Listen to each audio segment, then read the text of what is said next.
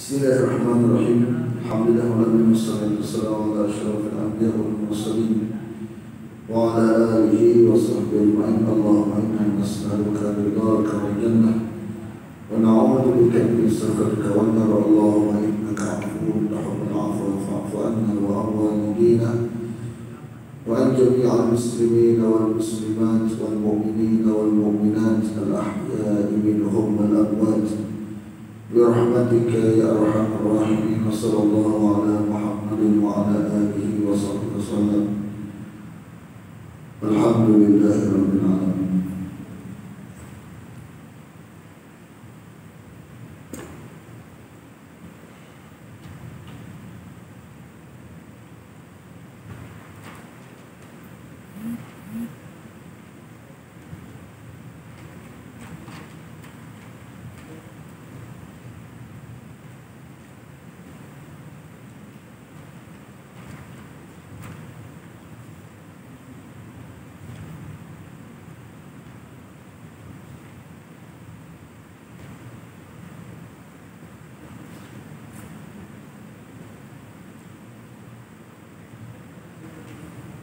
Ayat 283 menerangkan tentang hukum-hukum persaksian dan gadai.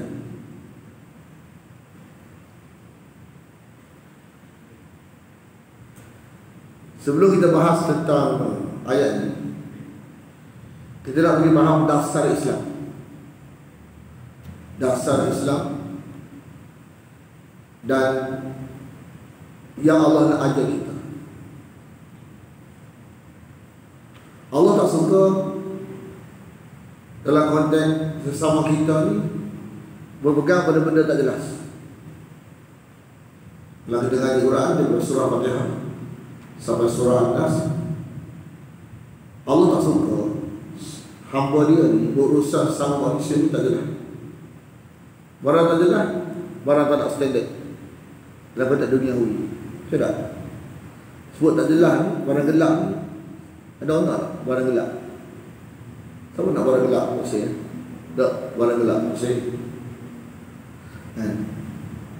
tak jelas, gelap tu barang tak ada harga duniawi. Kalau kita nak cari menantu yang jelas. Nak cari dalam konteks jual beli, barang jelas tak jelas maksudnya. Mana itulah fitrah manusia. Agama yang benar lagu itulah. Nak ajar beza agama benar dengan agama palsu. Hak benar ni jelas, ada keterangan. Jadi bukan konteks antara manusia dengan manusia saja. Konteks dengan Allah pun Allah suka kita pegang barang jelas. Barang tak jelas jadi penyakit, bahaya. Barang jelasnya, barang jelas, barang yang ada jaminan. Sekarang misalnya hubungan bermuamalah dengan sama manusia cara jelas. Bagaimana? Cara standard bagaimana? Jadi ajar cara standard ni Islam aja.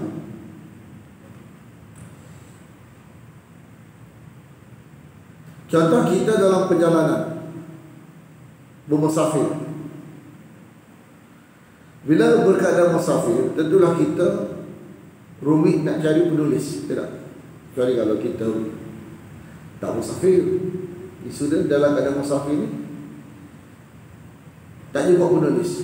Wa in kuntum ala safar, dan jika kamu berada on the way. Ala tu on, safar itu the way. On the way. Seingris ala safar ini on the way. Mana tengah jalan, dalam perjalanan. Orang Melayu sebut dalam perjalanan, bahasa Arab sebut ala, bahasa Inggeris pun on. Mana bahasa Inggeris mendekati bahasa Arab, tidak mendekati bahasa Melayu. Bahasa Melayu dalam perjalanan, dia tak kata atas perjalanan, dalam perjalanan. Bahasa Arab dia tulis atas perjalanan, bahasa Inggeris pun atas, on the way. Walam tajidu katiban, dalam keadaan tidak kamu temui katiban, penulis. Bila ni kita nak bermuamalah dengan manusia tanpa cara tunai, mana hutang lah, tak tunai hutang. Kalau tidak tunai, dia dua, sama secara tunai atau cara hutang.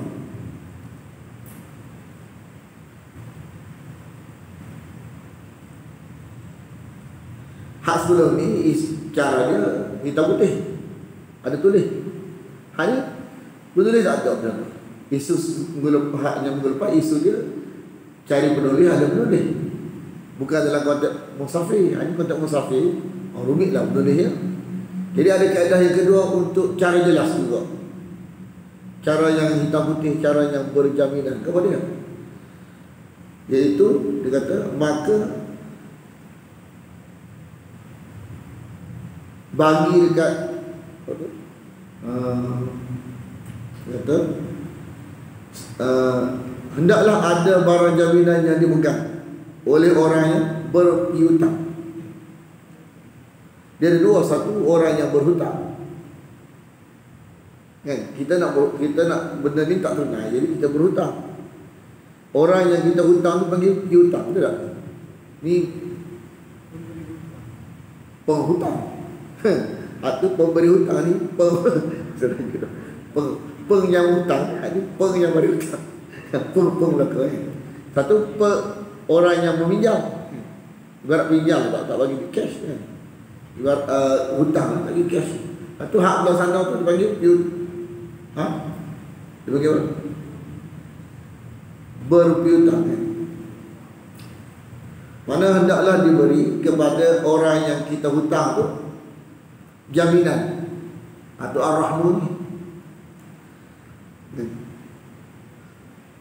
Ar-rahnu ni mana apa? Gadai. Ada cagar. Manakah tak boleh bayar hutang? Itu sebagai cagaran. Benda yang kita bagi sebagai cagaran. Lepas tu benda tu sama pegang. Orang yang kita hutang pegang. Maqbudah, mana asalnya qabadah. Udah qabadah, pegang. Jadi maqbudah mana dipegang, yang dipegang. Maqbudah asalnya qabadah, mana pegang. Bila maqbudah mana yang dipegang. Siapa pegang? Kita hutang kat dia pegang.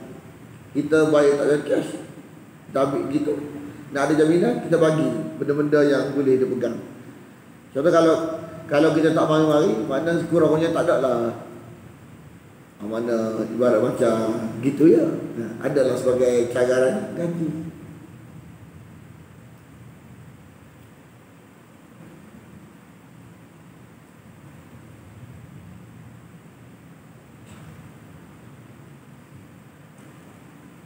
Fa'in aminan, maka jika aminah, terima apa aminah sini?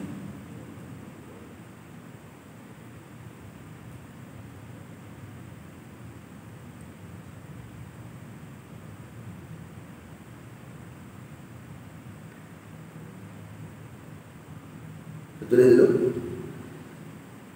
Nanti kita tengok huraian. Fa'in aminah, maka jika mempercayai ba'dukum, ba'da, sebahagian kamu dengan sebahagian yang lain. Kalau percaya, kita tadi mana kes ni nak beritahu dia ni adalah plan B. Plan A tulis ataupun cagaran. Nak kata tulis ni wajib ke sunat? Ni. Mana kalau percaya tak apa kena tunai. Kalau lupa orang gitu. Mana dia tulis ni wajib ke sunat? Sunat. Sebab jika kau percaya, tak apa tak tulis, tapi kena tunai. Nanya kawan tu. Jadi hukum tulis ni apa? Sunat. Hukum tulis ataupun gadai tinggal barang tu sunat. Tapi kalau percaya, tak apa. Tu sunat. Alamat sunat. Kalau percaya tak apa. Tapi kalau lupa, neraka. Tuang hutang ni kalau lupa tak apa. Kalau tak tulis tak apa, tapi kalau lupa neraka je. Salah satu barang sunat yang yang tidak tunai dengan baik masuk neraka ni. Jarang tak? Mana sunat ni kalau biasanya kalau sunat ni biasanya tak ada lah sebab neraka. Sunat menyebabkan neraka ni bila kira dengan orang. Salah satu tu buat hutang.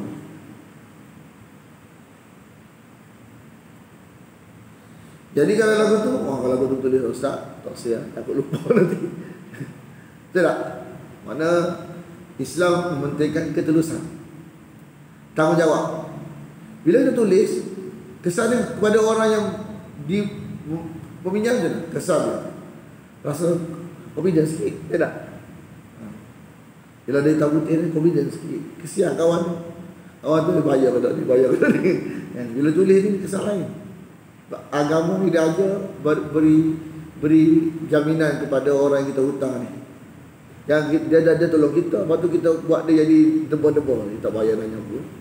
Tak bagi kesian pula. Tak bayar nanya kita. Dia tak bagi kita bagi gitu tak boleh. Kita kena tolong dia, lepaskan keraguan tu, tulis.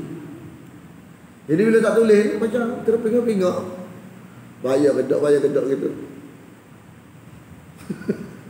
Yang tu tak? Perasaan. Tuhan Maha mengetahui perasaan hamba. Kita ni jenis-jenis gitu, kejam. Gitu mau dia tak percaya gitu. Sedap dia kata lagu tu, kalau kena dia pula gitu lah. Anda dia, tangan dia sedap. Gitu mau dia tak percaya kita. Maka hendaklah. Jadi hendaklah ni lam amri. Hendaklah ni wajib ke sunat? Wajib sini. Tulis sunat. Tapi tunai hutang ni wajib rupanya. Kenapa wajib? Kalau sunat juga tak masuk neraka dah woi. Tidak. Makna tak tunai masuk neraka tu makna dia tunai tu wajib. Bila roh baik, bila mati dia naik ke atas tempat roh, tempat apa tu roh orang baik, aliyin, di langit yang ketujuh atas. Mana tahu kita dawaya kita gitu. Mana kalau roh buruk ni dia turun ke bawah, dia takkan naik ke atas. Tempat roh orang tak baik itu sijin dalam surah Al-Mutaffifin. Mana cerita kata orang berhutang ni rohnya tu terababa tu nak beritahu orang yang baik kan, kes hutang terababa. Mana kalau orang tak baik ni bawah selalu kan, naik ke atas sangkut kerana kes hutang ke bawah. Kalau roh buruk ni ke bawah. Nak cerita bila hadis tak beritahu, baik pun tidak boleh bantu kalau mana, baik pun tak boleh bantu kalau ada hutang. Sebab ayat bab hutang ni duduk selepas ayat terakhir diturunkan. Wattaqu yawman turja'una fi ila Allah.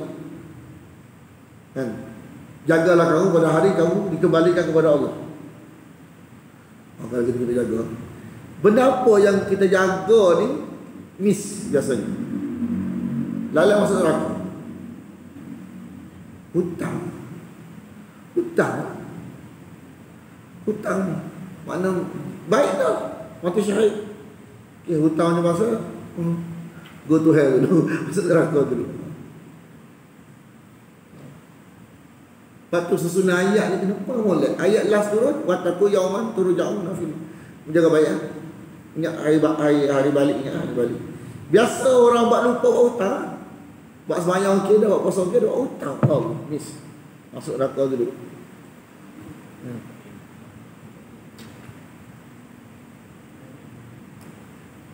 Betul tak? Comel ayat tu.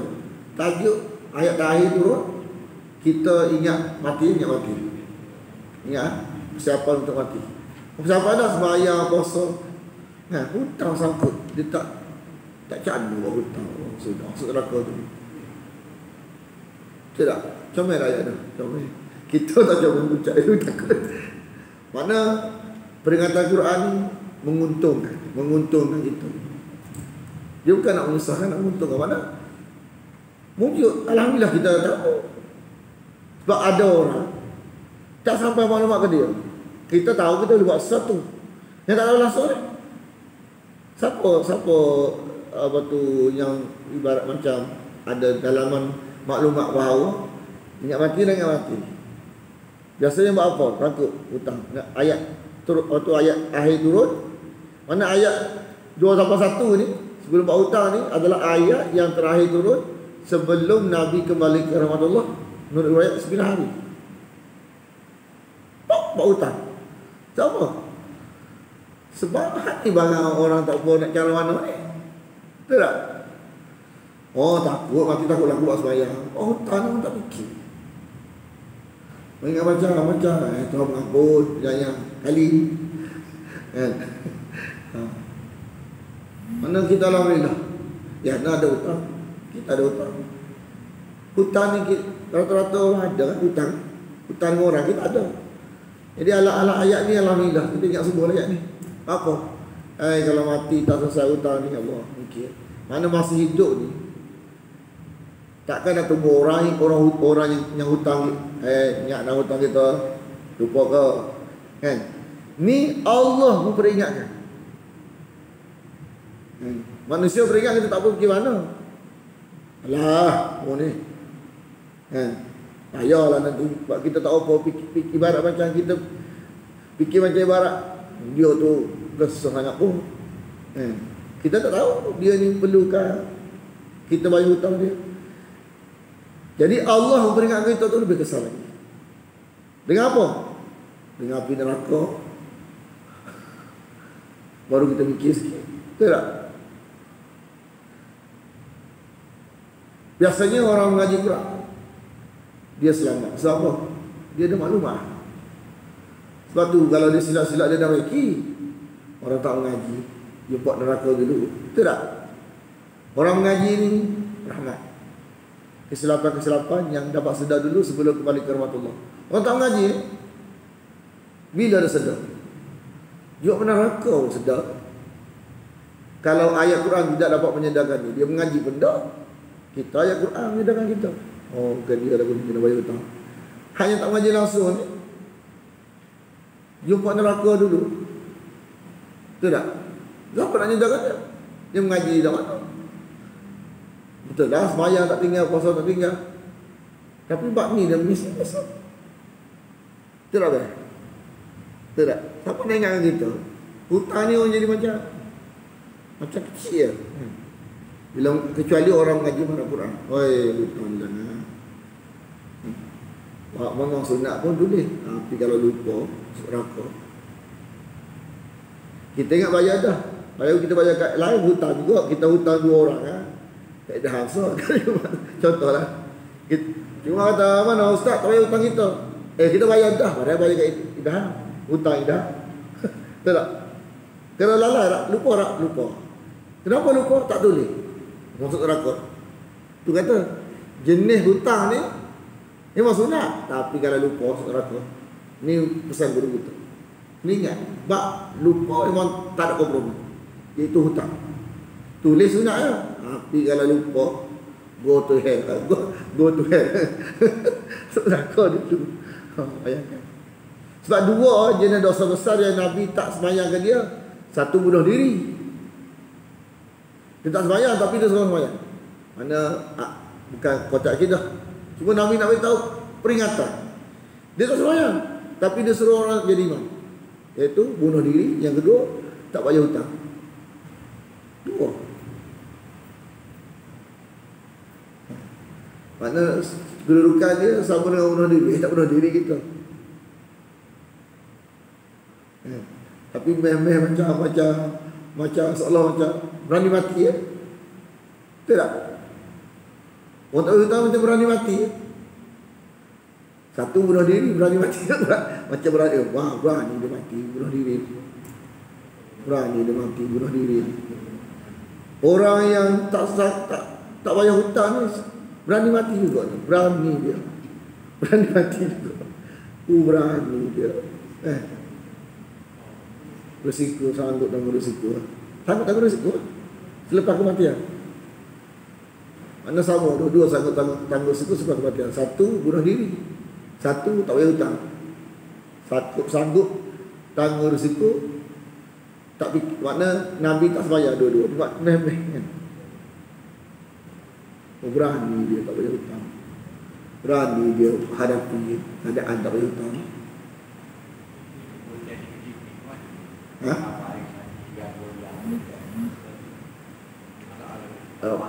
Dia kena tanya si fulan yang dihutang. Dia berasa hati ke dia halal? Kalau berasa hati wajib tulis. Bila wajib tulis makna dia wajib bayar.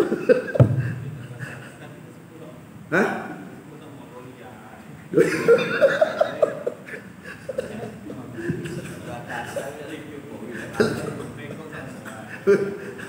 Jumpa bengkos bersati lah.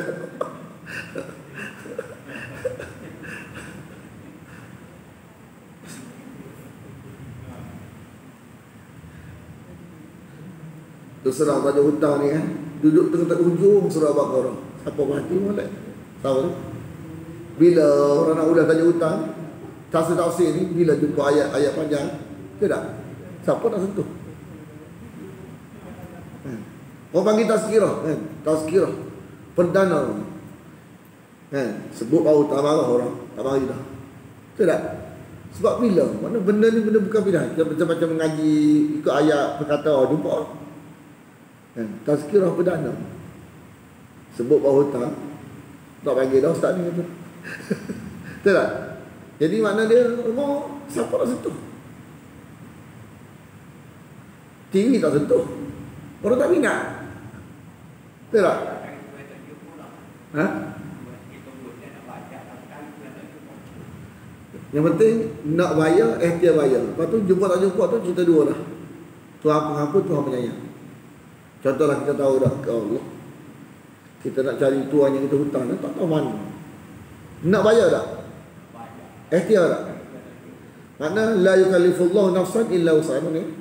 Makna kita usaha dekat kita mampu. Sehingga Allah tengok kita ni mengisytiharkan sibuk. Oh dia nak bayar hutang ni.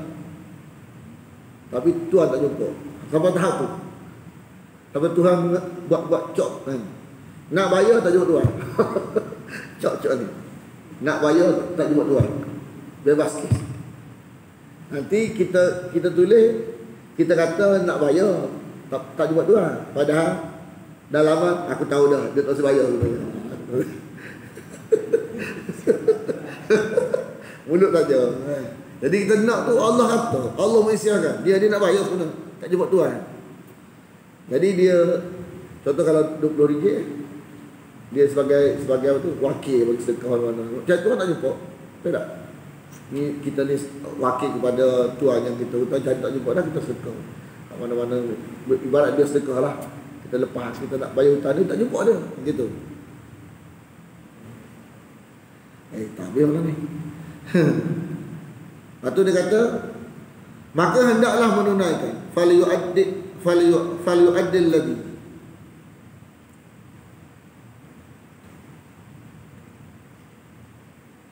Maka hendaklah menunaikan orang yang dipercaya amanahnya.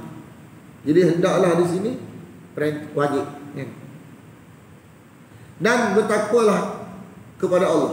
Bertakwalah kepada Allah. Takutlah kepada Tuhan. Yakni Tuhannya. Apa tak? Lafaz wajib ni. Takutlah kepada Tuhan. Mana tak bayar tu langgar hukum yang menyebabkan masuk neraka. Lepas tu yang tanggungjawab apa tu? Menjadi saksi ni.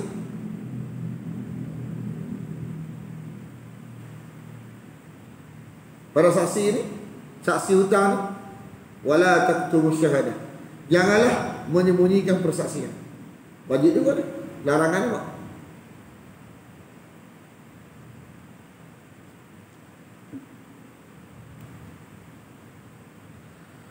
Wa man yaktumha, barang siapa yang menyembunyinya itu persaksian, fa innahu, maka sesungguhnya berdosa hatinya.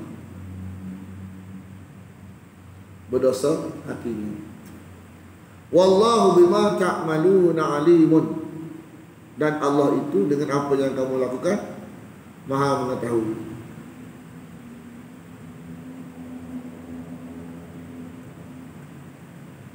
Dah. Banyak ke sini. Satu, lillahi,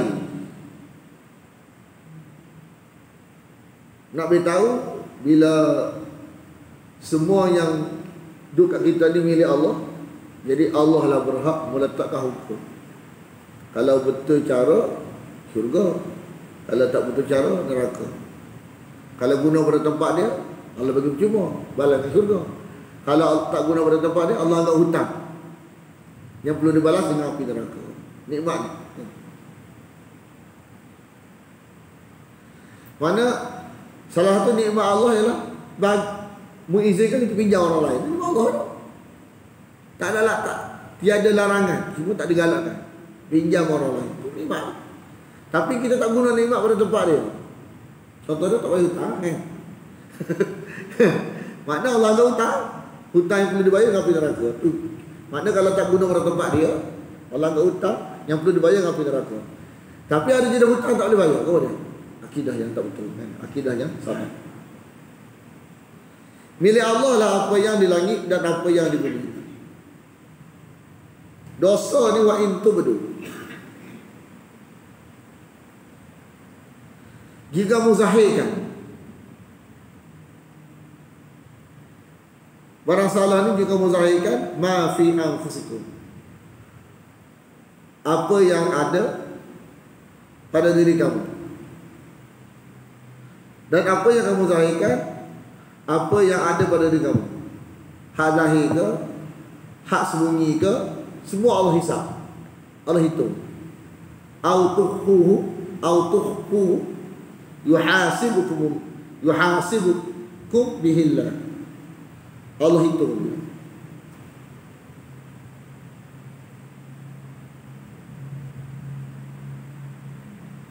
Jadi lepas turun ayat ni, sahabat pucat pun masa Kelantan, pucat kesi. Kalau barang zahir ni Allah hukum ni, dia kira lagi. Barang dalaman ni, mana nak kawal lagu mana? Mana barang dalaman ni, hak yang dosa-dosa, hak yang kita, yang benda-benda yang tak sepatutnya ni, Tuhan hukum. Pucat sahabat. Tidak. Nak kawal lagu mana?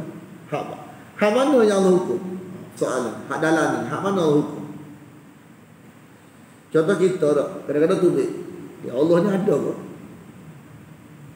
Patut kita tupih. Benda tu dah lama saja, dia macam lalu. Allah hukum tak ni? Hak lalu. Hak lalu Allah tak hukum. Mana barang yang datang tanpa ikhtiari, Allah tak hukum.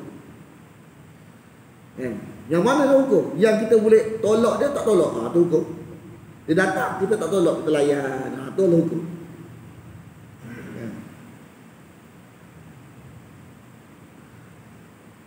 Ceh tu, ceh.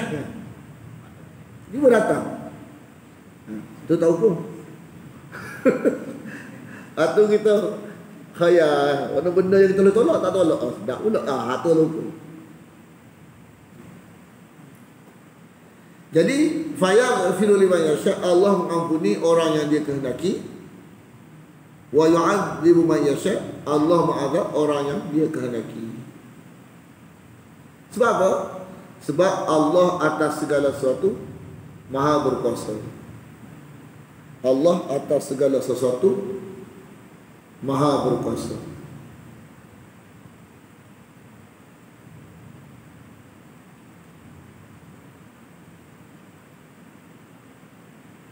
Dah lagi. Sana dah lagi. Cepat. Ada lagi. Ada lepas kan? Tak. Kita orang terlepas tu. Takut kita ingat dapat kita ni kena telak cara daurah cepat. Kita ingat silap.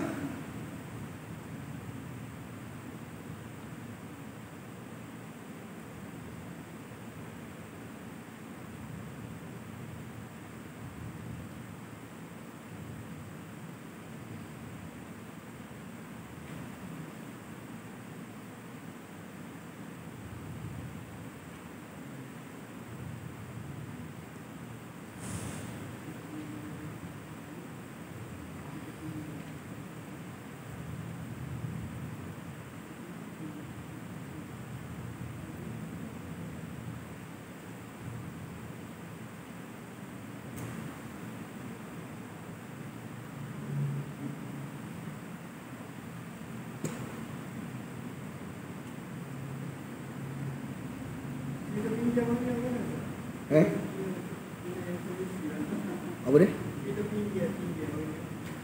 Pinjam barang. Pinjam barang ni dia hukum sama juga.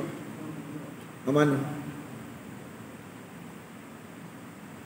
Kadang-kadang kita pinjam barang yang WhatsApp kita jatah. Pinjam okey baik.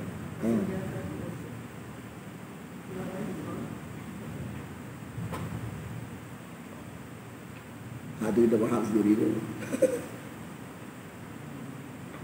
Ya barang mana tu lah betul lah. Rumit tak? Soalan-soalan melepas. Anda ada tertuju baru, tak ada nak salih. Soalan cikgu barang-barang pinjaman ni dia ada konsep ram. Tak kisah duit ke barang semua. Jadi lepas tu dah.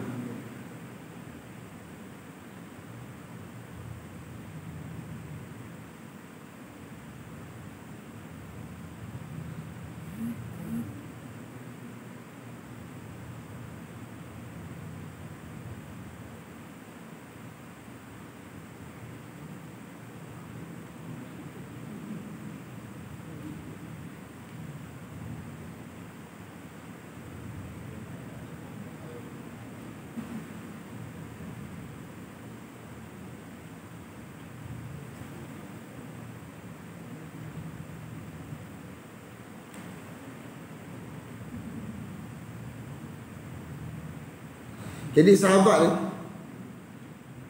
bila turun ayat ni kan, mana dah lama hisap juga kan berat. Kita faham dah sahabat tu mula-mula dia telus. Dia memang bagi dia berat lagi tu ni. Dah lama kan. Wahai Rasulullah, kami dibebani dengan amal berat yang kami tidak sanggup melakukannya. Sudah ada beban solat, puasa, jihad, sedekah. Ayat ni kata dah lama kan. Turun ayat la yukallifullahu nafsan illa usaha. Makna benda yang Allah hukum ni benda yang ikhtiar dia. Yang dia tak boleh nak ikhtiar tu. Tu apa? Benda dia tak boleh nak pilih. Gitu ya.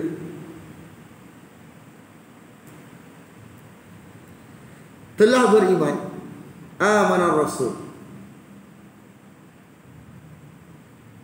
Telah beriman Rasul bima unsila ilaihi min rabbi. Telah beriman Rasul dengan apa yang diturunkannya dari Tuhan.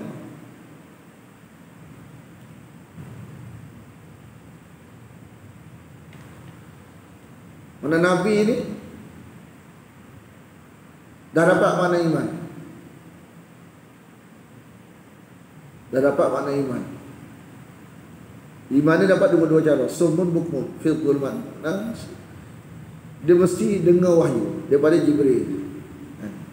Lepas tu makna iman. Kesempurnaan iman menyampaikan kepada orang lain. Bila Nabi sampai apa yang Quran sampai ke dia, maka kesempurnaan iman. Makna iman ni dua. Satu, makna iman. Yang dua, kesempurnaan iman. Nak dapat makna iman daripada mana? Dengar. Kita mengaji ni, makna iman ni. Makna iman, dapat makna iman. Tapi kesempurnaan iman ni, kita kena bercakap pula kepada orang lain. Pula. Lepas tu Allah kata summun bukmun fil zulumat. Pekak, bisu. Kan? Pekak ni terhalangnya dapat makna iman. Bisu ni terhalangnya dapat kesempurnaan iman. Makna iman ni nak dapat secara sempurna kena bercakap. Kalau kita mengaji Quran kita faham tak? Jadi dia kata Rasul dapat telah beriman. Telah beriman. Lepas tu dapat makna iman dengan menyampaikan apa yang wahyu beritahu dia kepada sahabat. Macam Firaun tak dengan Musa. Mula-mula Musa takut tak jumpa Firaun. Takut. Bila dia sampai ke Firaun, hilang takut dia.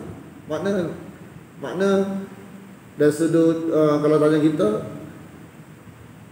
Firaun takkan beriman. Tapi kenapa Allah perintahkan Musa jumpa Firaun juga? Jawapannya bukan untuk Firaun, untuk Musa. Maka Nabi ni makin dia sampai wahyu Allah, imannya makin meningkat. Iman Nabi ni dia meningkat, dia turun tak ada, meningkat seorang. Dari mana apa? Daripada menyampaikan. Lepas tu wal mu'minun. Bila mu'minun duduk selepas Rasul, maknanya sahabat. Sahabat. Begitu juga sahabat Nabi. Kita pun kalau terima sebagaimana sahabat Nabi terima, maka kita barulah termasuk al-mu'minun itu, kan? Al-mu'minun dalam ayat ni. Jadi setiap mukminun duduk selepas Rasul, kita kena sebut sahabat dulu. Lepas tu kalau kita beriman seperti sahabat, barulah kita dikira mukminun dalam ayat ni.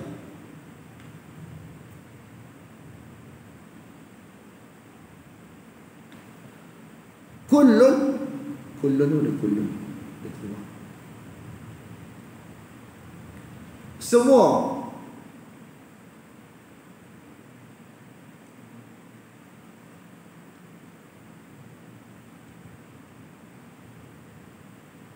semua mereka ni kullu ahadin minhum, kullu ahadin minhum, semua mereka ni Nabi dan para sahabat beriman dengan Allah. Mana Allah mengisytiharkan iman mereka. Wa malaikatih, dan malaikat. Wa kutubih, dan kitab-kitab. Wa rusulih, dan para rasul.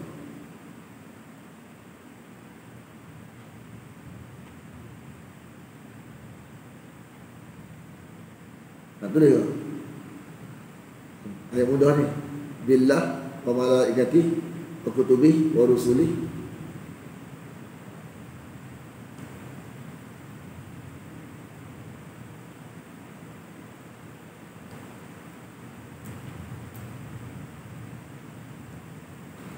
Bagaimana Nabi dapat makna iman? Daripada mendengar apa yang disampaikan oleh Jibril.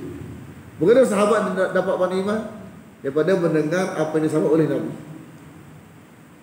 Makna daripada telinga dengar ni lah dapat makna iman. La nufarriqu, tidak kami membezakan. Makna membezakan di sini, kami terima belaka. Isa terima, Musa terima sebagai Nabi. Ambil sebahagian, tolak sebahagian. Itu bukan lagu tu kami. Jadi membiasakan ni, tolak sebahagian, ambil sebahagian. Nabi Musa tak terima, Nabi Isa terima contoh. Nabi Isa tak terima, Nabi Musa saja terima contoh. Nabi Musa, Isa terima, Muhammad tak terima contoh. Ini nufarriqu. Kalau terima belaka, la nufarriqu. Tidak membezakan baina ahadin min rusul, di antara seorang pun dari rasul-rasul.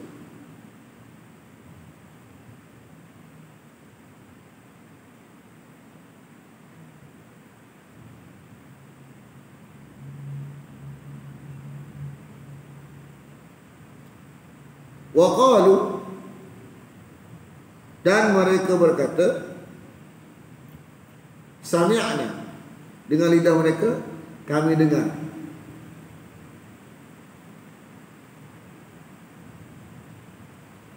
Kami dengar.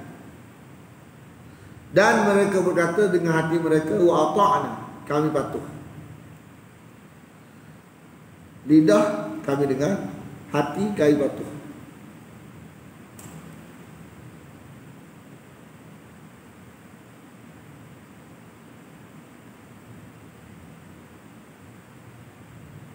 Apa makna patuh? Makna dia ikut kepada patuh.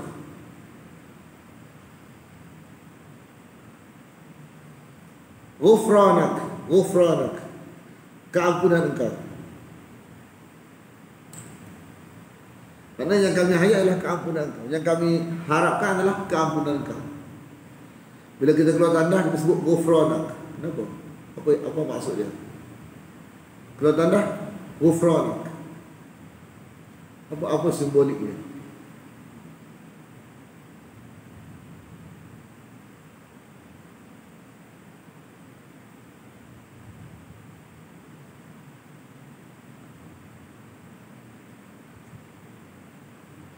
Kalau dengan orang semua kan, kita nak jumpa dia, lepas tu lama tak perlu kita kata kamu minta Allah, kita sakit perut tadi. Tu kontak lain tak? Kontak kita waktu kita mari kita tak ada, tak tanda lama. Betul tak? Minta maaf lah, kita sakit perut lama tanda. Baru lega sikit ni. Taklah tunggu lama. Tu kontak tu tak? Kontak dengan Allah apa dia?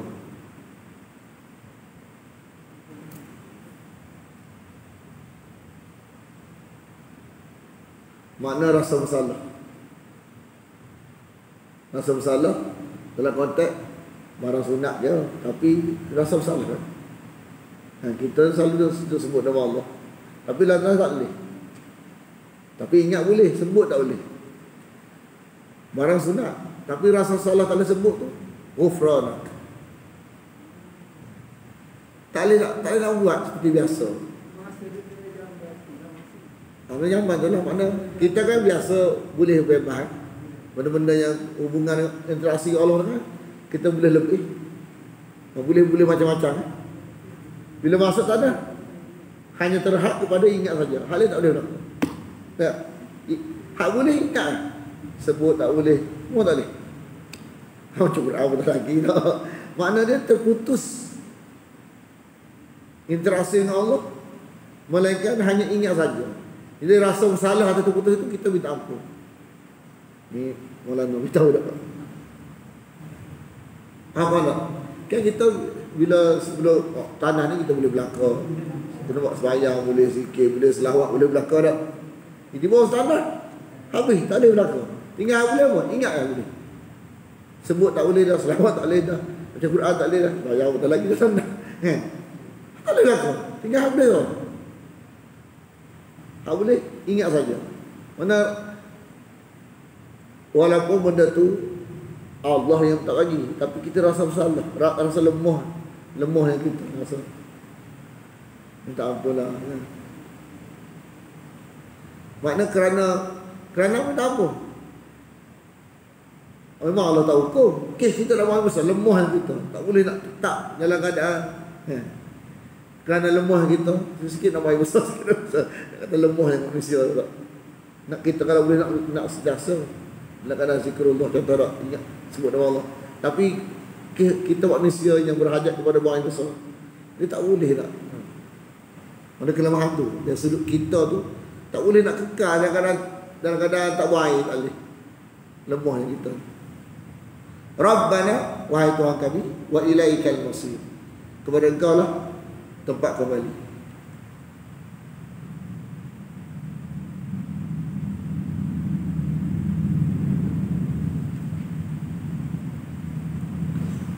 Dah, kita tu ayat last.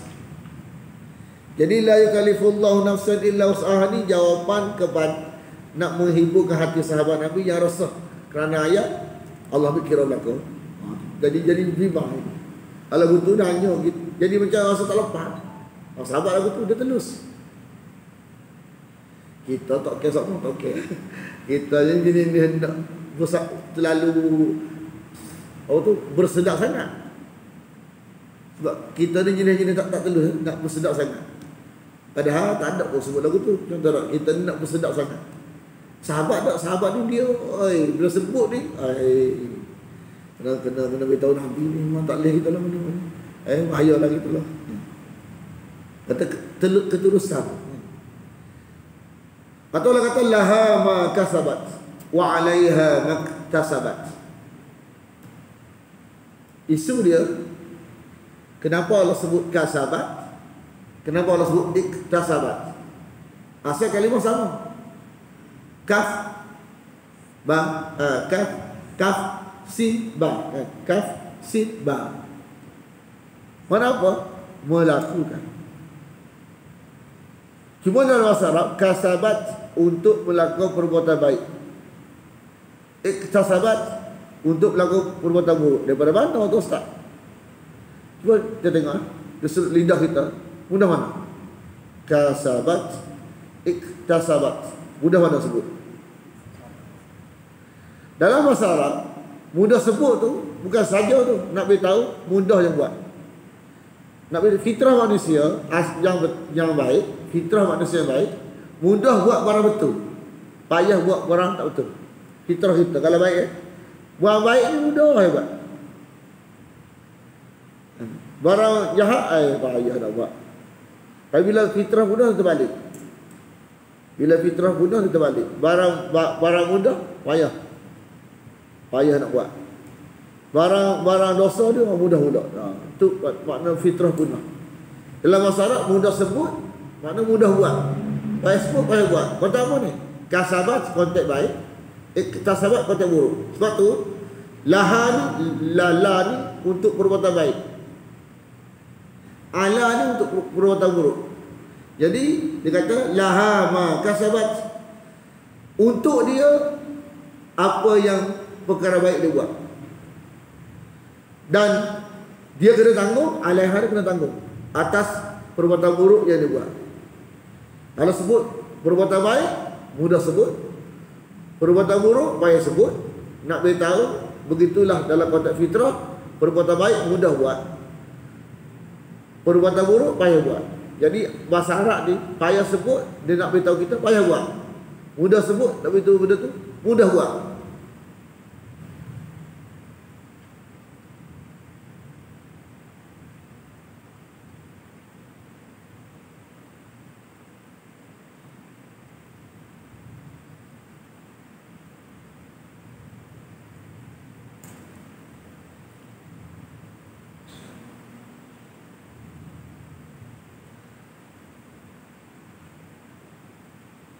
Dalam bahasa Arab, nasi ni mana lupa, membiak sengaja.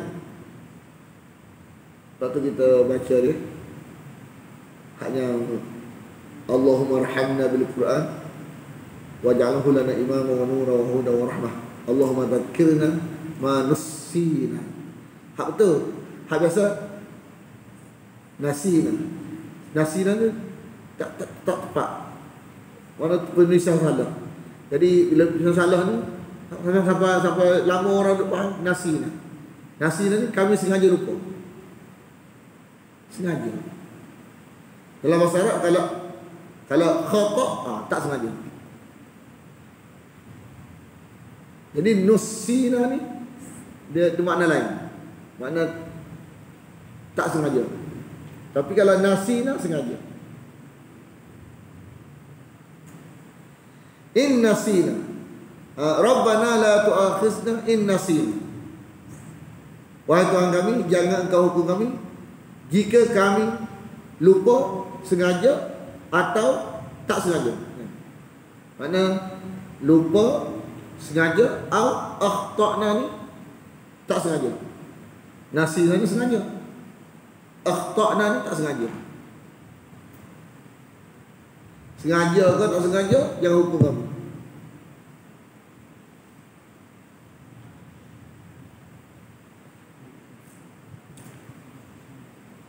Dalam bahasa Arab, satu tahmil, satu tuhamil.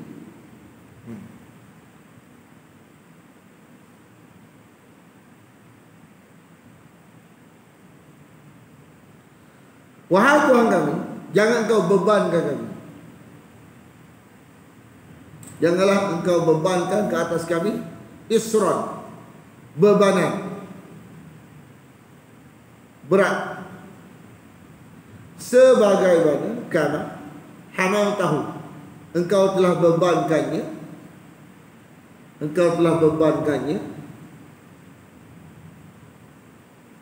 ala, ke atas, alladzina, orang-orangnya, min, dari, qablina, sebelum kami. Satu la tahmil, satu lagi la tuhammil. Beza kat mana tu?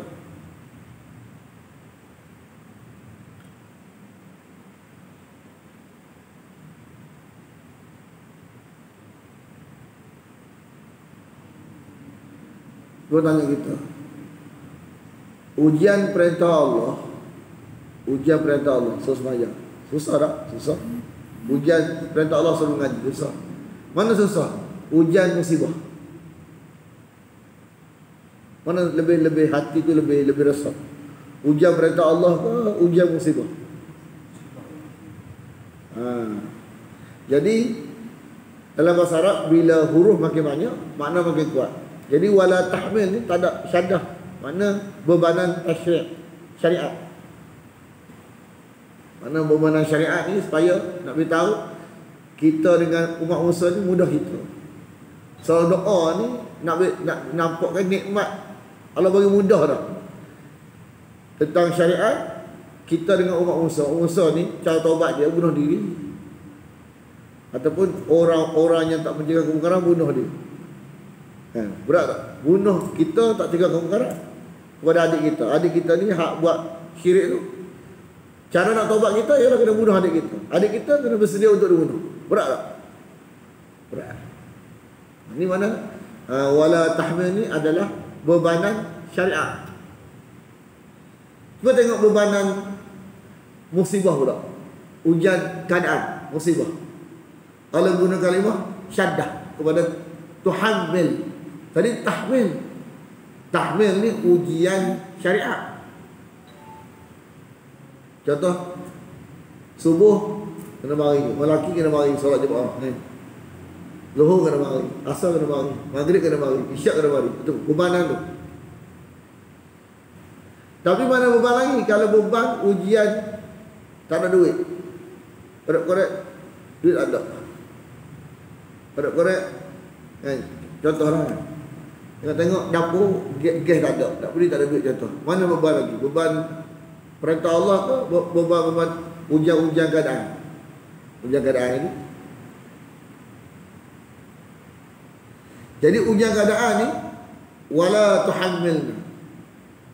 Janganlah engkau bebani kami diguna syaddah. Sebab manusia tu lebih berat hak bahagian ujian keadaan. Ma la taqata lana, yang tidak mampu kami tanggung dengannya. Kami tanggungnya, tak mampu.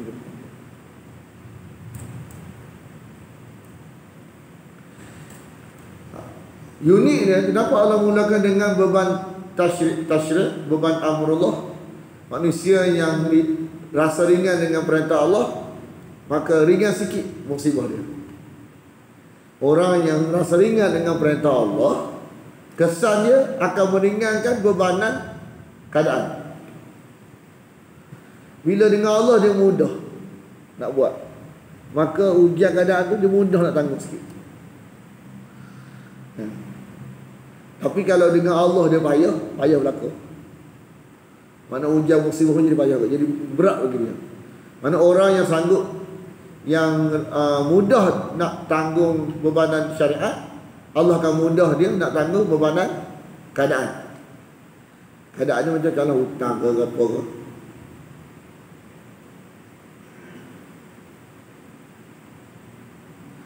Orang sakit tengok, hak mana lebih bebanan? Sakit. Orang sakit semayang ke orang sakit tak semayang? Gambar-gambar. Hak rasa lebih tengok lebih menderita ni orang sakit semayang ke orang sakit tak semayang? Orang sakit tak semayang lebih rasa beban berat daripada orang sakit semayang. Orang sakit semayang ni memang berat tapi lebih ringan dibanding orang sakit lupa Tuhan. Betul tak?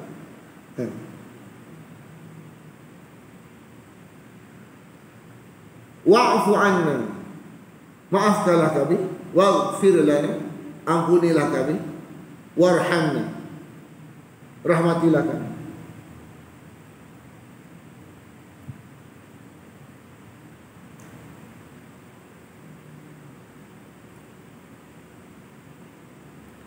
Engkaulah penolong kami.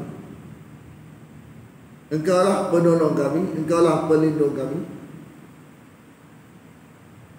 Fansurni, maka tolonglah kami ke atas orang-orang yang kafir. Mana orang yang sanggup tanggung bebanan syariat, mudah menanggung bebanan ujian taku ini, maka akan mudahlah menghadapi orang kafir. Dia punya Tuhan punya bentuk doa tu nampak unik.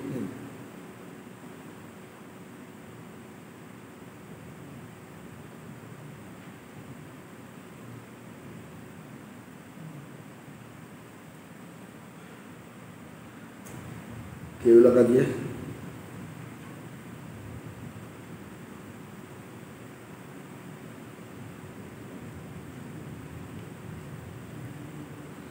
Dan jika adalah kamu di atas perjalanan dan tidak kamu dapati seorang penulis pun, maka diganti dengan jaminan yang dipegang.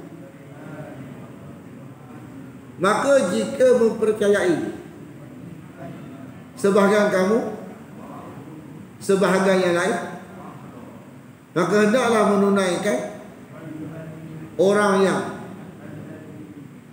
dipercaya amanahnya. Maka hendaklah menunaikan orang yang dipercayai amanahnya. Dan bertakwalah kamu, dan hendaklah kamu bertakwa kepada Allah, yakni Tuhannya. Dan janganlah kamu menyembunyikan persaksian. Dan barang siapa yang menyembunyikannya, maka sesungguhnya ia berdosa hatinya. Dan Allah itu dengan apa yang kamu lakukan Maha mengetahui. Milik Allah lah apa yang di langit dan apa yang di bumi. Dan jika kamu tampakkan apa yang pada diri kamu, atau kamu menyembunyikannya, pasti akan menghitung kamu dengannya Allah. Maka dia mengampuni bagi orang yang dia kehendaki, dan dia mengazab orang yang dia kehendaki. Dan Allah itu atas segala sesuatu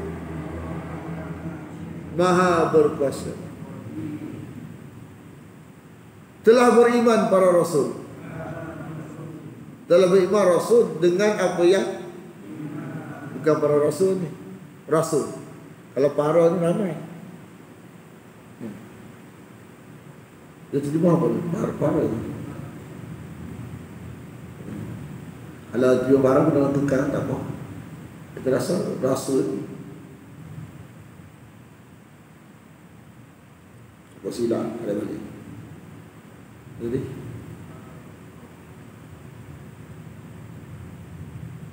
disebut rasul saja. Rasul saja. Cuma boleh kita kata para rasul dengan kita anggap alif lam tu alif lam lil jinsi, boleh juga. Tapi kat sini sebut rasul kalau ikut terjemah ni. Sebab rasul dan sahabat telah beriman rasul dengan apa yang diturunkan kepadanya. Dia kata hi ni kan. Hi ni seorang rasul, bukan para. Kena buang para. Kalau dia kata para, kalau masuk para rasul mesti ilaihim. Ni ilaihi, mana seorang rasul, mana Nabi Muhammad SAW dari Tuhannya. Dan begitu juga orang-orang yang beriman, semuanya beriman dengan Allah dan para malaikatnya dan kitab-kitabnya dan rasul-rasulnya, tidak membezakan di antara seorang pun dari para rasul. Ini para rasul sebab rusul. Kalau rasul ada waw, seorang rasul. Kalau rusul, para rasul. Dan mereka berkata, kami dengar dan kami taat kepada Engkau, wahai Tuhan kami, dan kepadanya Engkaulah tempat kembali. Tidak membebani Allah seseorang melainkan kesanggupannya.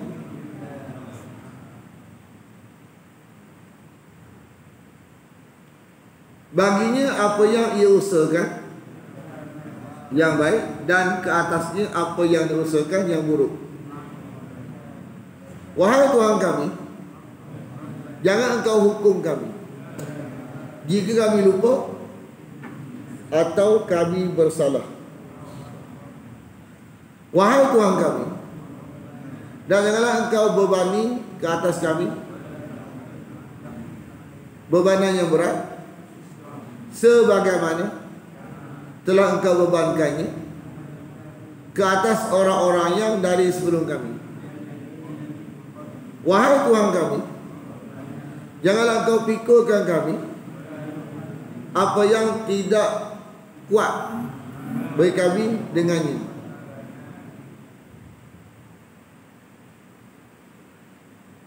Dan maafkanlah kami, dan ampunilah kami, dan rahmatilah kami. Engkaulah penolong kami, maka tolonglah kami ke atas orang-orang yang kafir degil. Bismillahirrahmanirrahim. Alhamdulillah wa labina salatu wassalamu ala asyrafil anbiya wal mursalin wa ala alihi wa sahbihi ajma'in. Allahumma inna nas'aluka ridhaka wal jannah wa na'udzu bika min sakhatika wan nar. Allahumma innaka 'afuwun tuhibbul 'afwa fa'fu 'anna wa an walidina wa an jami'il muslimina wal muslimat wal mu'minina wal mu'minat al ahya'i minhum wal amwat bi rahmatika ya arhamar rahimin. Sallallahu ala Muhammadin wa ala alihi wa sahbihi wasallam. Walhamdulillahi rabbil alamin.